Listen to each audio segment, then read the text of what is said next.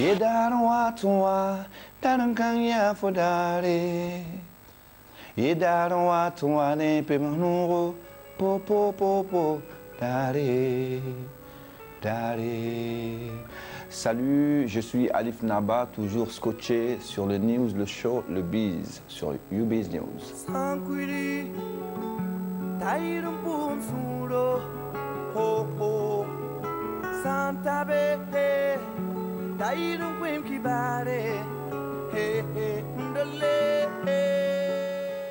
Je dirais que moi j'ai eu la chance d'être un sacré vénard, hein. J'ai eu beaucoup de chance parce que j'ai eu une mère qui était chansonnière, donc je me suis retrouvé comme ça du jour au lendemain à être chanteur traditionnel et en même temps moderne dans mon temps.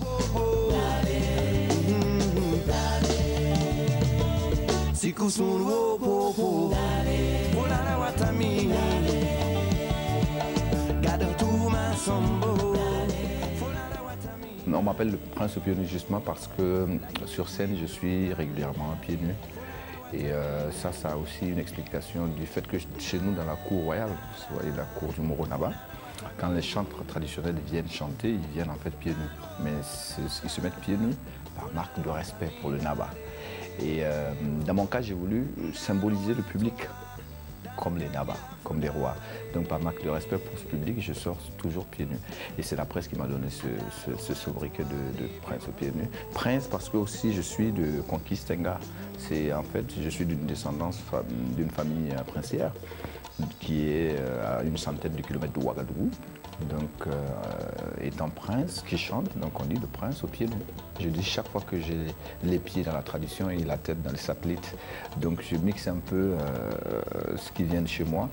Et puis à ce que j'écoute beaucoup de Coldplay, en passant par du Youssou N'Dour. Donc je mixe un peu tout cela pour avoir un langage un peu plus universel avec le monde. Mes inspirations, c'est des choses que je retrouve autour de moi. C'est la vie quotidienne à Ouagadougou, à Abidjan quand j'y vais souvent, à Dakar, voilà, donc dans toute l'Afrique de l'Ouest, ce que je vois. Mais surtout autour de moi, le quotidien des hommes, des femmes, des jeunes.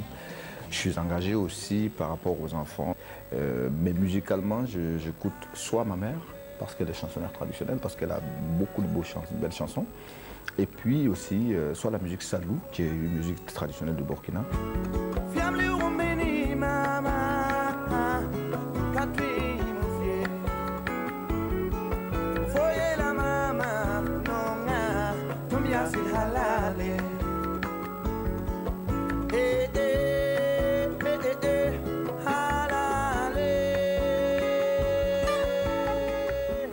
Un artiste qui naît en Afrique, qui se développe, qui produit des œuvres et qui arrive à voyager avec ses œuvres, derrière, il tire beaucoup d'autres personnes, tu vois, vers lui. Il envoie du monde vers lui et tout.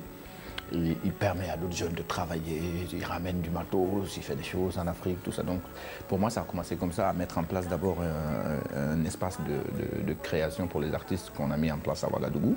Et après, je me suis dit, il faut détecter des talents, il faut trouver des artistes, il faut voir comment on peut aussi permettre à d'autres jeunes de rêver, hein, de mettre sur bande sonore leur inspiration. Donc c'est venu de manière naturelle. Et je me suis retrouvé comme ça avec une casquette, mais je ne me vois pas vraiment comme producteur. Je pense que je suis toujours artiste et je me vois plus artiste et je me vois aider aussi des collègues en fait. Mes engagements, c'est deux volets. C'est l'orphelinat de Lumbila pour lequel je me suis engagé depuis quelques années. C'est un orphelinat situé à une dizaine de kilomètres de Ouagadougou. Et on a fait pas mal de projets avec cet orphelinat. Donc construire un dispensaire, acheter une ambulance, construire une pouponnière. Et inviter les jeunes qui sont des jeunes cadres aujourd'hui. Vous savez qu'il y a une classe émergente en Afrique. Ces jeunes-là aussi tendent la main vers les plus démunis et tout ça. Et ça marche très bien, le parrainage. Il ne faut pas attendre que tout vienne de l'Europe. Je ne suis pas pour ça. Je pense qu'en Afrique, on peut développer des choses. Et ça marche très bien.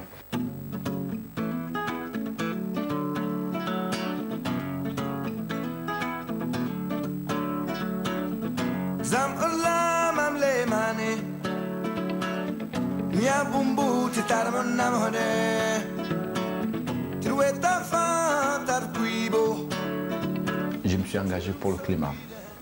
Vous savez, Mon village est situé à une centaine de kilomètres de Ouagadougou. Et souvent, quand j'y vais en période de mars-avril, c'est très très difficile pour les petits villages que je traverse avant d'arriver chez moi.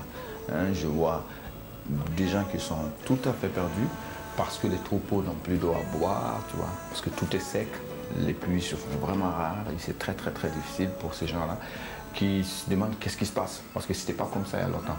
Enfin, chez nous, la saison de pluie commence normalement en mai. Fin mai, c'est la saison de pluie. En avril, c'est les mois où on ne s'entend jamais à une pluie à Ouagadougou. Mais cette année, en avril, on a failli avoir des inondations, pour ne pas dire qu'on a eu des inondations. Ça veut dire qu'il y a un dérèglement climatique incroyable. Et c'est des situations que je pense que beaucoup de nos parents qui sont au village voudraient savoir parce qu'ils ne connaissent pas en fait. Ils ne connaissent pas le changement climatique. Ils savent qu'il y a quelque chose qui se passe, mais ils ne savent pas c'est quoi. Donc j'ai porté ma voix pour le climat sur une chanson qui s'appelle « Et maintenant ?» pour interpeller nos dirigeants à décider, à vraiment prendre l'action. Oui. Donc le cas du climat est un engagement pour lequel maintenant je vais faire une tournée sur tout le Burkina pour en parler. On va commencer déjà par éviter qu'en Afrique on ne soit pas esclave vous savez, des sachets qu'on jette un peu partout, qu'on puisse économiser, qu'on puisse prendre, consommer à bon escient ce qu'on a, qu'on puisse garder quelque chose de valeur pour l'Afrique, que l'Afrique puisse donner une autre fenêtre au monde par rapport au climat, parce que sinon on laissera un monde très vide et très vilain à nos enfants.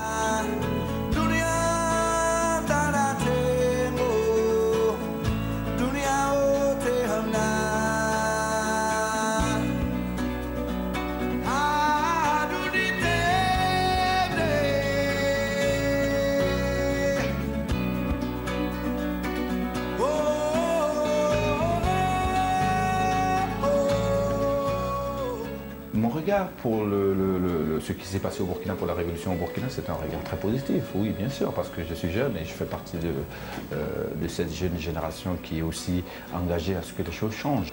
Il faut absolument que ça change. Et le Burkina constitue aujourd'hui la fenêtre qui permet à toute une Afrique de se voir, de se mirer. Je suis très fier de cette jeunesse qui s'est levée. Il n'y a pas eu seulement que les jeunes aussi. Là. Il faut reconnaître que c'était toute la couche même. Mais les jeunes étaient vraiment en avance et au premier point. Et je trouve que c'est un combat qu'il fallait mener. Et venant de mon pays, je suis très très très très ravi. Et ma participation, oui, nous sommes engagés à la première heure pour que les choses changent chez nous. Je ne suis pas politiquement certes engagé, mais je suis engagé pour que l'éducation puisse avancer. Et tant que politiquement ça n'avance pas, ça veut dire que l'éducation ça ne va pas. Donc ça me concerne de près ou de loin. Je suis engagé pour qu'on parle des questions climatiques. Tu vois, les politiciens, ils n'ont rien à foutre quand ils savent que leur ventre n'est pas plein. Donc ils ne parleront jamais de climat. Donc c'est un regard, je suis très très très très fier de tous les jeunes que je connais, que je rencontre, de tous ces jeunes qui étaient aux premières heures devant. Nous sommes tous sortis, tout le monde a levé la main. Et je voudrais dire que le Burkina a donné une fenêtre d'espoir quand même à une Afrique, parce qu'aujourd'hui, toute l'Afrique voudrait passer par là. Dire que les jeunes existent, qu'on a aussi d'autres aspirations, qu'on veut un autre monde, que notre monde est encore plus grand.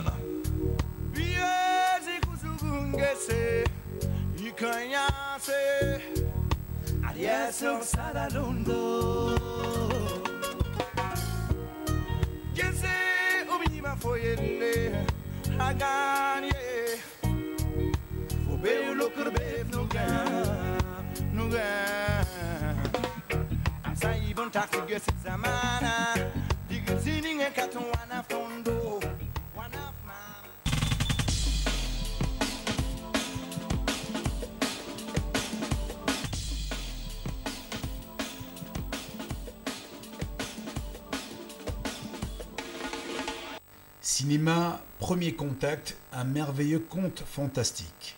Bonjour, aujourd'hui ce sont les langues romanes qui vont nous intéresser. Vous avez des nouvelles à partager? 8 heures après l'atterrissage, il n'y a toujours aucun signe de premier contact. Les objets font plus de 450 mètres. Qui surgissent un peu partout sur Terre.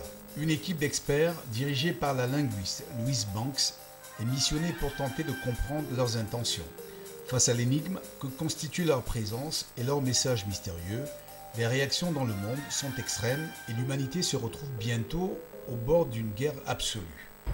Prêt?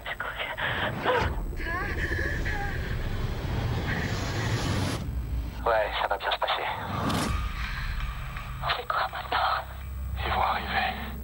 Oh mon Dieu. Combien?